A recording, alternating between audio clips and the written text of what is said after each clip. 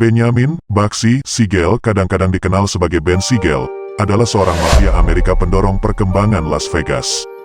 Siegel berkomplot dengan teman masa kecilnya dan sesama gangster Meyer Lansky, dan dia juga memiliki pengaruh yang sangat besar dalam mafia Italia Amerika dan sindikat kejahatan nasional yang sebagian besar merupakan Italia Yahudi.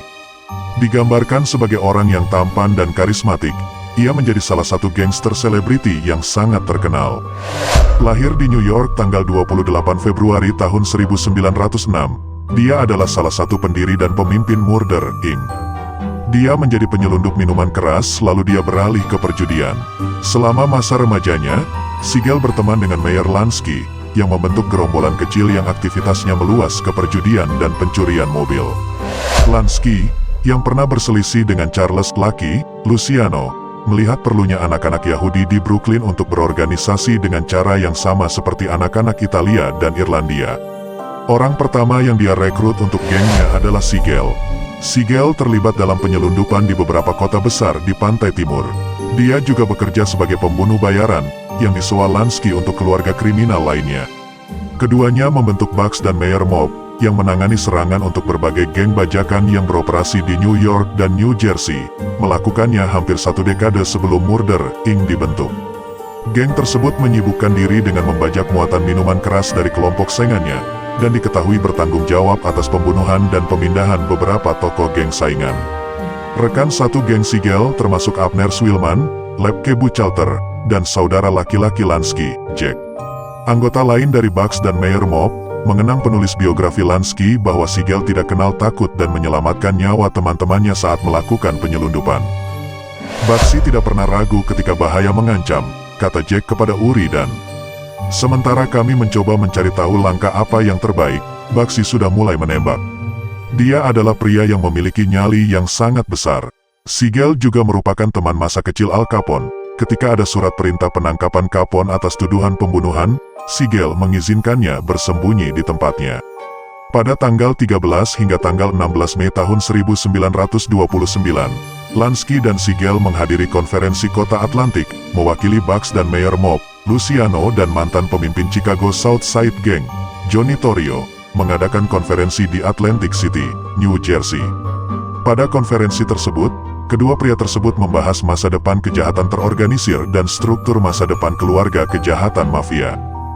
Pada tahun 1936, dia meninggalkan New York dan pindah ke California. Dalam periode ini, ia terkenal sebagai pembunuh bayaran, karena kehebatannya dalam menggunakan senjata dan kekerasan. Pada tahun 1941, Siegel diadili atas pembunuhan teman dan sesama mafia Harry Greenberg, yang menjadi informan. Namun dia dibebaskan pada tahun 1942. Siegel telah mengetahui dari rekan-rekannya bahwa dia dalam bahaya. Musuh-musuhnya menginginkan dia mati. Pada akhir tahun 1930-an, gerombolan Pantai Timur mengirim Siegel ke California. Sejak tahun 1933, dia telah melakukan perjalanan ke pantai barat beberapa kali, dan di California misinya adalah mengembangkan perjudian yang disetujui oleh sindikat Jack Drachna. Setibanya di Los Angeles, Siegel merekrut bos geng Mickey Cohen sebagai kaki tangannya. Mengenai pengembalian pajak, Siegel mengaku mencari nafkah melalui perjudian legal di Taman Santa Anita. Siegel mengendalikan beberapa kasino dan jaringan prostitusi besar. Ia juga memelihara hubungan dengan politisi, pengusaha, pengacara, akuntan, dan pelobi yang mendukungnya. Di Hollywood, Siegel disambut di kalangan tertinggi dan berteman dengan bintang film. Ia dikagumi para selebriti muda saat itu, salah satunya adalah Frank Sinatra. Siegel mempunyai beberapa hubungan dengan wanita terkemuka, termasuk sosialita Dorothy DiFrasso. Perkenalan dengan Dorothy membawa Siegel ke Italia pada tahun 1938, di mana ia bertemu Benito Mussolini. Siegel mencoba menjual senjata. Siegel juga bertemu dengan pemimpin Nazi Hermann Göring dan Joseph Goebbels, yang langsung tidak disukainya. Siegel menarik minat Benito Mussolini untuk membeli atom. Mussolini memberikan $40.000 untuk meningkatkan daya ledak atom, tetapi Siegel gagal meledakkan bahan peledak tersebut pada tahun 1939 saat demonstrasi di depan Mussolini dan para pemimpin Nazi, dan Mussolini menuntut pengembalian uangnya. Siegel melakukan perjalanan ke Las Vegas, Nevada, di mana dia menangani dan membiayai beberapa kasino. Dia membantu Flamingo Hotel milik pengembang William Wilkerson. Pada bulan Mei tahun 1946, dia memutuskan bahwa perjanjian dengan Wilkerson harus diubah untuk memberinya kendali atas Flamingo. Dengan Flamingo, Siegel akan menyediakan perjudian, minuman keras dan makanan terbaik, serta penghibur terbesar dengan harga pantas. Dia percaya bahwa atraksi ini akan memikat ribuan wisatawan yang bersedia berjudi 50 atau 100 dolar. Wilkerson akhirnya dipaksa menjual seluruh saham di Flamingo di bawah ancaman kematian. Sejak saat itu, Flamingo dijalankan oleh sindikat. Flamingo dibuka pada tanggal 26 Desember tahun 1946 di tengah hujan badai, mengakibatkan pendapatan yang buruk dan banyaknya kesulitan teknis, dan akhirnya segera ditutup. Siegel melakukan segala yang dia bisa untuk menyukseskan Flamingo dengan melakukan renovasi dan lainnya. Hotel dibuka kembali pada tanggal 1 Maret tahun 1947, dan mulai menghasilkan keuntungan.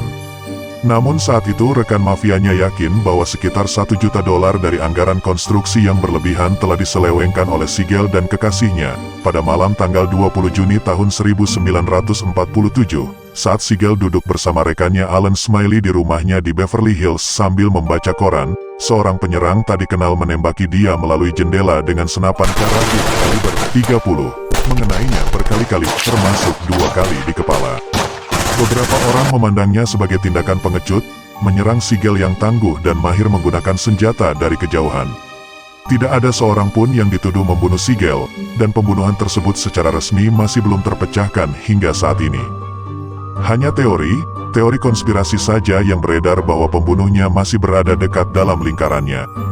Bukan orang jauh, Siegel tewas ditembak berselang 2 bulan setelah kematian ayahnya, Max Siegel. Itulah kisah sang pelopor perkembangan Las Vegas, Ben Siegel, atau Bugsy Siegel.